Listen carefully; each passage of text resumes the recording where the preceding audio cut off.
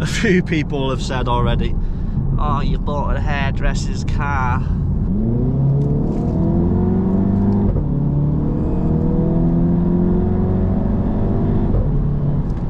Oh, this car moves. Oh, DSG farts.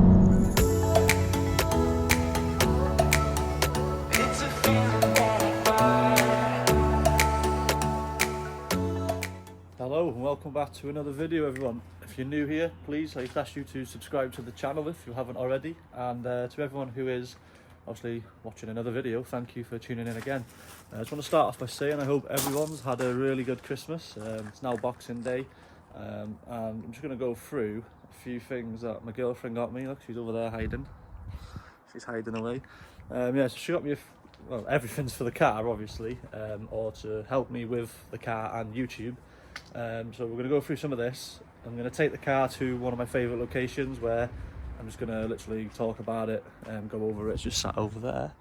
We're going to go over it and talk about some of the stuff I'm going to be doing, some plans I got in my head already, and then I will take you on a little drive. I'll stick the GoPro on my head and take you out for a drive in the car. But first of all, as I said, we're going to go through this stuff that my girlfriend's got me. I'm going to go and get this hair and beard trim because I look homeless. I look like I haven't got a home. And I need to get dressed because I'm currently wearing my slippers. Yeah, so we'll go ahead now and get into this. Right, so as you can see, Santa Abbey has been and bought me some good stuff. So we got this 175 piece set from Halfords. It's got so much good stuff in there. It's all lifetime warranty, so if anything breaks I get it replaced. We got 2 new axle stands because I've got one but I keep losing it, so yeah, we've got some more. Got this now because I'm sick of lying on the floor. It's got a little kneeling mat with it. I always end up with bad knees and my back's in bits, so hopefully this will minimise that. She's gone and got me a proper polisher as well. I'm not going to get it out, but it's in that box there. I want to try and get into a bit of detailing. It comes with all these pads as well, so it's not a bad little set. So yeah, I'll be giving that a go on the Audi at some point, because there's a few swirl marks and that on it, and I want to get that out, but that's going to be around summertime, so obviously we'll video that as and when we do it. And then coming on to the last thing here, so we've done those, haven't we? Yeah. So this was the first thing she bought me when I had the Focus. It's an OMP helmet for the track. Because how much did we pay, Abby? What, for a helmet? Yeah. £25.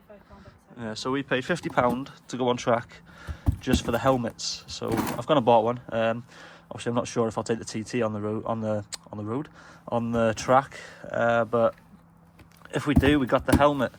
Yeah, so these are the things I've had. I've also got a set of plates coming. My private plate.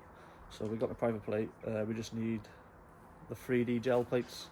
So Abby's ordered them. That's another Christmas present, and they're going to be put on the car once the logbook comes, which will hopefully be end of this week. We're not here at the end of this week, yeah, so it'll probably be next week I get them on. I'll do a little video on that. It's nothing interesting, but you know, it's something.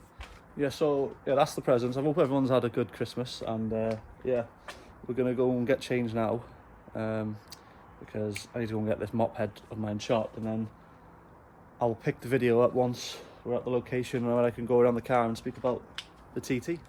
Right, so you join me in my favourite spot. As you can see, fresh trim, fresh shave.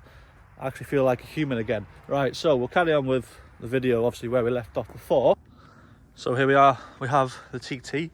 I'll do a quick walk around of it just so you can basically see what it looks like now. It's completely standard. I think the wheels have been resprayed. They've definitely been refurbished. They're not the best. They are good, but they're not to my quality of spray. So I will be getting them either redone or get them absolutely changed. But as you can see, the car is pretty much immaculate. The only thing that does let them down is these have been resprayed as well, these caps, and they're shocking. So whoever did them was awful. They probably did the wheels as well, but they've done a worse job on them. So we'll be changing them out for some carbon ones maybe, but they're quite pricey, but we will get some eventually. Yeah, so I'm going to do, basically, we're going to go out on a drive in a minute. I'll attach the GoPro to my fat head and we'll take the car down some back roads so I can show you how it goes basically. I've done quite a few miles in it since I had it, so I can talk about it like to a degree, as I don't know anything about the car, but so we'll go through some of the specs and then yeah, we'll go out on a drive. Right, so we'll start at the front and we'll work our way around. So we have a 2 litre TFSI engine here, as you can see, completely standard, nothing's been done. It's very clean. I have given it a clean myself, but it was clean when I bought it. I ain't gonna lie, I don't know much about these engines. I can't really say I know anything about them. It seems like a good unit. Well, from what I've researched, it seems quite a reliable one. It's on a timing chain. Timing chains can rattle after a lot of miles, but I guess if you look after it, service it all the time, then you should be good. But obviously that'll need changing, I'm guessing around the 100,000 mile range. I don't know. I'll need to research that more. One thing I can tell you is this is going to be getting changed. I've already been researching an aftermarket one just to get a bit more power gains, because I think it does give you a little bit more horsepower even without a remap. Not much, but it'll give you something. So yeah, we're going to get a new one of those, definitely. So this TT that I've bought has full service history. So I've looked through all the notes. So it has had engine oil changes and all that good stuff. The only thing I haven't seen is a gearbox oil change on the receipts. So that's something I'm going to be doing soon. It doesn't seem too bad. I can see the filter there. I haven't researched where the nut is, but obviously it'll be near the bottom somewhere. So we're going to get a video done on that. That'll be very shortly, because I want to make sure that's done. I was going to change the air filter, but there's no point, because I'm going to get rid of this and I'm going to put a proper aftermarket system there. Oils have been done, so I'm not worried about that. The only other thing I'm worried about that hasn't been done, it's on 36k miles and there's nothing on the receipt saying that the spark plugs have been done. So I'm going to do them just for my own peace of mind. So the main things we'll be doing for service wise is the spark plugs and the gearbox oil change. Oil's only been done in October, so that's fine. The horsepower this engine's putting out is currently standard as far as I know. Like, I don't think it's been modified. Horsepower wise, it feels like 230 brake. Surprisingly, it goes really well. Like, it feels a lot more punchier than my 500 horsepower ST, which is kind of weird. But maybe that's the 4-wheel drive quattro system working its magic. So yeah, I've got some ideas. I'm already arranging a stage 1 map on it, which takes it to about 300 horse or thereabout. That's without any hardware, so that's pretty decent gains from 230 to 300. So that is obviously, that's going to be something happening soon. I want a bit more power out of this. I've done my research. So stage 2, if I go stage 1, it's 300-ish. Stage 2 is 334, I think. That's with a front mounting intercooler, an air intake system, and a downpipe, I believe. Which, for all those 3 things, 30 horsepower is not much more than stage 1, which is, yeah. But obviously, I'm going to push power, so I'm going to do it. And then if I want to go stage 3, I believe it's an upgrade turbo then. I don't think you need to forge the engine. I'm pretty sure they are very capable of that power. And then you'll be pushing like 440 horsepower. I believe that's what I've researched, so don't obviously hold me to that. Yeah, so if I could get 440 horsepower out of this without any like internal work, then that's amazing, because the amount of money I spent on my ST getting it to 425, I had it fully forged and everything, but this must be a really capable unit, so fingers crossed that is true. Anyway, enough talk about the engine and all that. I'm now going to talk about the styling of this car, because the front end of this thing is absolutely beautiful. It's so aggressive, it's got such sharp lines, even like all over it, to be honest. If you come down the side here, you got this really sharp line across the door. It just makes this car look so aggressive. So coming to the side, I'd say the only things here that I want to change, for the front, definitely want a front splitter, and I'm thinking about changing the front grille to the honeycomb one. But to be honest, I quite like this style, so I might leave that. So 100%, I need some wheel spacers, and I want to drop that arch gap, especially the back. The back seems to be like, the wheels are quite far in. So I have been looking to see how much wheel spacers are and lowering springs, and I could pick both of those things up for like 200 quid or something like that, just over, which is not bad. I paid £360 just for wheel spacers on my M4, which is absolutely outrageous. So this is a lot cheaper already in modification wise. Yeah, so other than the spacers and the springs, obviously a nice little side splitter would be nice. Possibly change this badge here to black, because I do want to do all the badges black. We want some carbon fibre mirrors just because they look tacky and horrible. And if anybody knows where I can get one of these from in gloss black, just drop a comment, because yeah, I want to change this to black so it matches everything else. Coming to the spoiler, I absolutely love this design. Problem is, every time I'm in the car and I drive, like, it goes down. I want that to stay up all the time. There's a button inside, I'll show you when we go for a drive. You press the button and it comes up, but it doesn't always stay up when you restart the car, which is a bit of a pain in the ass. And also the stop start is quite annoying, because that always turns itself off. Obviously if you're in the sportier settings it'll stay off, but it doesn't always, and you come to a stop and then your car turns off. Right, so coming to the back end of this car, so as you can see, these sharp lines are still everywhere on the back of this car. So what would I change on the back of here? So I want some nice splitters on the back. I haven't looked at what I can actually get for the back yet, but I'm sure there'll be some splitters or like a mad diffuser or so. There's got to be something. I've got my private plate coming, so we're gonna have 3D gel plates. I'm gonna be changing this to gloss black along with the front one. I don't know if to keep this one on, but this one's definitely coming off, or I'm going to replace it in a black one. Probably take it off, it'll look a bit cleaner. As for the back, I can't see much what else I could do. I don't know if you can get like a little lip on top of this, but then again, I don't know if I want to. I quite like it the way it is. It's subtle, but it looks nice and sporty. So driving this car, as you'll see in a minute when I take you out, the four-wheel drive system on this thing is unbelievable. Like, I went around Snowdon in the pissing down rain the other day, and I was absolutely giving it the beans, and the car just weren't sliding, it weren't wheel spinning, it was just absolutely putting every bit of power down. And I was really shocked by, like, obviously I'm used to front wheel drive cars, and I had the M4 which was rear wheel drive, and even a little bit of damp, the back end was flying out and nearly killing me. So this thing is really capable. I think that's why it feels a lot faster than the horsepower it is, because of the four-wheel drive system.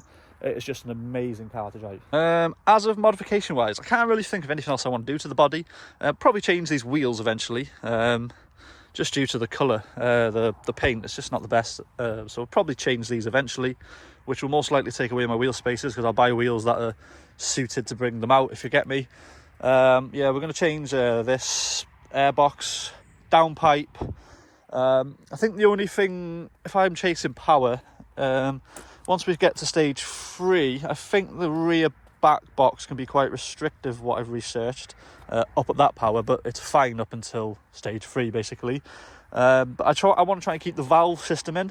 I've seen a lot of aftermarket exhaust. There's a place by me, Demon Tweaks, they do a lot of aftermarket exhaust, but it takes the valve away, and I quite like the option where I can have the valve open or closed, because obviously if you change the system, it's going to make the exhaust louder. I don't want it loud and droning everywhere I go, so I might have to spend a bit more money getting the valve system, but it will be worth it in the long run. Yeah, but other than that, maybe, possibly, get Levi to wrap this in gloss black, the roof. Possibly. I think it would break it up a bit. I don't know, I quite like it how it is. The car's just so beautiful. I've only just got it, obviously. I'm just thinking of ideas at the minute. And people who know me from the Focus, if I say I'm going to do something, I do it. Like, I built that Focus, what do we do? Nearly 500 horsepower I got it to within a year. So, yeah, I spent a lot of money, and this will probably be no different. I will probably send this to the moon. But I just got to do more research on what's possible from a non-forged engine. If I can get 440 out of it with no forging, that's insane. Right, so we're going to get inside the car now. We've got the GoPro set up here, so I'm going to whack that on my head. Yeah, I'll talk about the interior and that when we're in the car.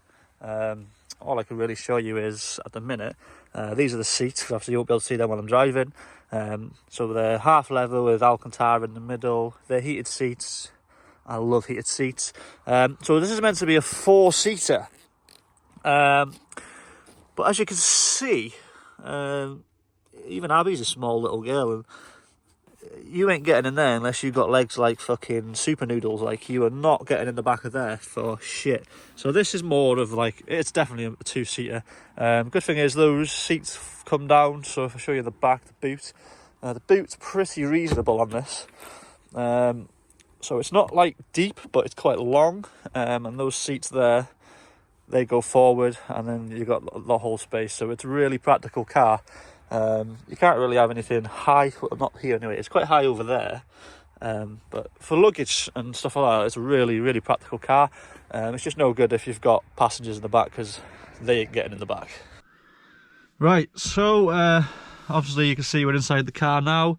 GoPro's on my head, so yeah, I'm gonna look like a knobhead driving around with this thing on my head, but it's alright because the roads are quite dead. So anyway, we're gonna go and start the car now, and we're going to talk about what is what with this car.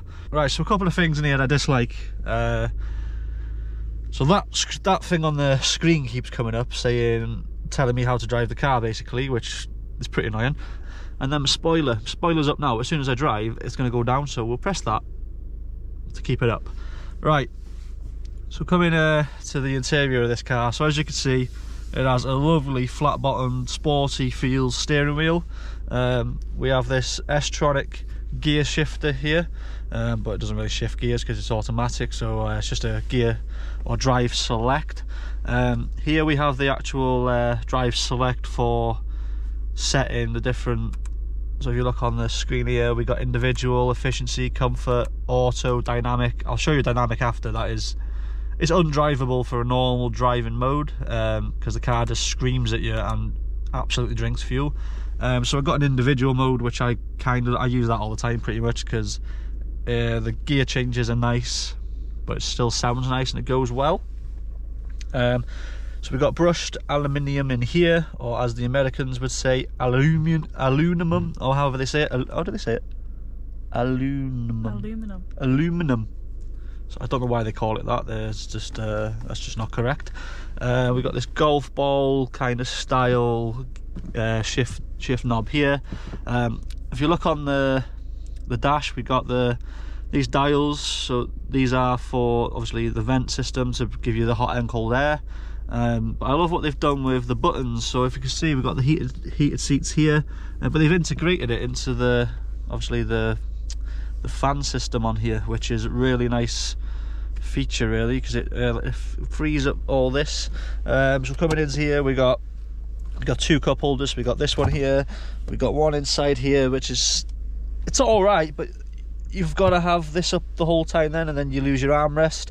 I don't know if there's a way of like splitting that. I don't think there is. So yeah, once you've got that cup in there, you got to have this open all the time. It's got a 12-volt port in here, pretty basic. This slides forward, which is pretty nice, but then if you slide this forward, you lose this cup holder, so it's kind of, yeah, if you want your drink in there, you got to have this back. If you look inside here, so there's a little slot there to put your keys in, but it's not really that handy, because if you've got, like, where's my keys? If you've got like this, obviously you could put that in there, but then you've got this flopping around, so it's really only for the key, so it's not really that practical, but you know, it's nice that they've put that feature in there. Everything else is standard. We got traction control, we can turn that off. I've never turned it off, so I don't know what it's like. We got the Quattro system, as you can see, it tells you everywhere on this car. My favourite part of this car is definitely the dials behind so it's got a digital display. So if we set it to map and then we set view, the whole of the digital display on the clocks there, it shows you the whole map. A really nice feature. Everything is on here, so we go into menu, so we can see we've got settings, we've got Audi Connect. I don't know what Audi Connect is, I haven't looked into that just yet. We've got map, navigation, obviously connect your telephone, and hands-free and all that good stuff. Media, the system in this is okay. I wouldn't say it's the best. I wouldn't say it's the best system in a car. but there is, I think it's called Bang & Olufsen or something like that. I don't know how you say it, but that's the upgraded package that you can get, but this doesn't have it, unfortunately. And also with that upgraded package, you get these in digital display, which is it's a cool feature. And some packages come with full leather, but I like this Alcantara system. It's pretty good. But anyway, enough waffling. Let's get on the road and show you what this car goes like, because that's the whole idea of it. Now, I absolutely love an automatic. Abby, you drove this, didn't you? You loved it, didn't you? Yeah. Right, so I'll keep the windows up because obviously wind noise will get a bit distracting for the video. I'm just hoping when I put my foot down you can hear what this car sounds like. When I change it to the dynamic mode, you'll definitely hear what it sounds like, because this thing screams at you. So everyday driving, this car is beautiful to drive. It's so smooth. Like, this is my first ever Audi, and I have to say, this is one of the nicest cars I've ever driven. Like, and I've driven a lot of cars. Now, Audi, why have I never had one? Abby, why have I never had one? I don't know. I've had BMWs, Fords, Mercedes. I love a Mercedes, but I think this even drives nicer than a Mercedes, and that's, I don't know if it's because it's so modern, but yeah, I don't know, I really like this car. I definitely would have another Audi after driving this. But yeah, so we'll get to a bit of a windy road down here where the speed limit picks up, and then I'll show you how this thing goes. We're in dynamic mode. Straight away, it's changed from D3 to S3. So I don't know what S means. Means scary, maybe. Oh, DSG farts.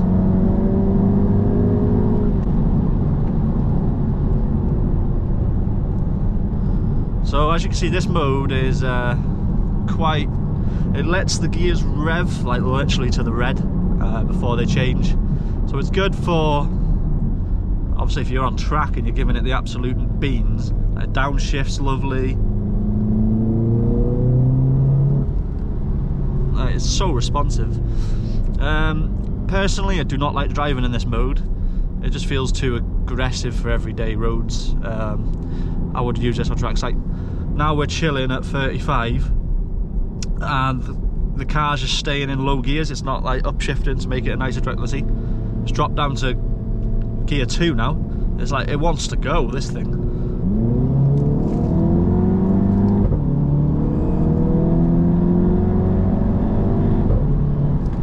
Oh, this car moves. I hope you could hear this on the camera.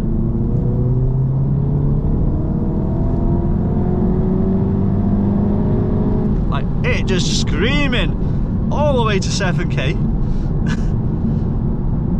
It does not want to change gears. I've got the flappy paddle things here, the shifters, but I'm not gonna lie, I bought an automatic car, so I wanted the car to do the driving for me, and to be honest, that dynamic mode, it will not shift gears until it hits that red. Like, we'll just spin around this roundabout and drive back. It just wants to go. Hopefully we get a nice stretch when I come round.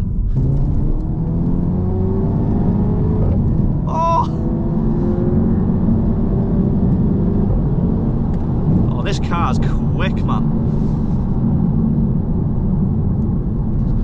I literally can't believe this is 230 horsepower. Like, it feels so quick. But as you can see, I'm just cruising now, and it doesn't want to change gear. It's staying in S3.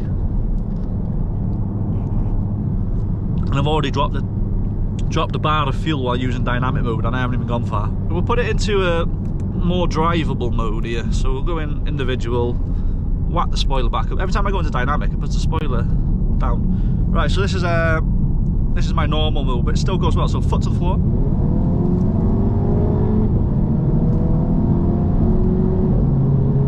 Like, it goes. This car, this fast, isn't it? Like, it just feels a lot like effortless. Like, But I think that's because it's got to be because of the four-wheel drive. I guess obviously it probably isn't quicker. The ST was an animal, like, but it was putting the power down in that car that was just unbelievably like shocking. Like, it just wanted to kill you. Like, if I did that in the ST, I would have been dead already. I'd be in that house. I'd be in someone's house front room, like sitting on their sofa or something. But this thing, no torque steer, and I think it does like, alright, so it's 230 horse and it does like 0 to 60 in 5.2 seconds, or maybe something like that. It might be a bit more. But for 230 horse, that's crazy. Now, so right, we're gonna come to the end of the video now. We're just gonna drive back home and chill out and be lazy, I guess. So my overall first opinion on this car, my first drive, my first experience of an Audi. Now, a few people have said already, oh, you bought a hairdresser's car. But yeah, I hope you enjoyed the video, guys. I hope you enjoyed coming out on the drive. I now have this little GoPro headband thing, so obviously I can do like a POV drives for you. And yeah, please subscribe to the channel if you haven't already. And I hope you tune in to see more of what I do to this car and where we're going to send it. Because when I say we're going to send it, just ask the old Ford people who watch me. When I say I'm sending something, I fucking send it. Don't I, Abs? And I spend a lot of money. Abby wants to buy a house, Andrew wants 450 horsepowers. Right, it's been nice videoing this for you. Catch you in the next one. Peace.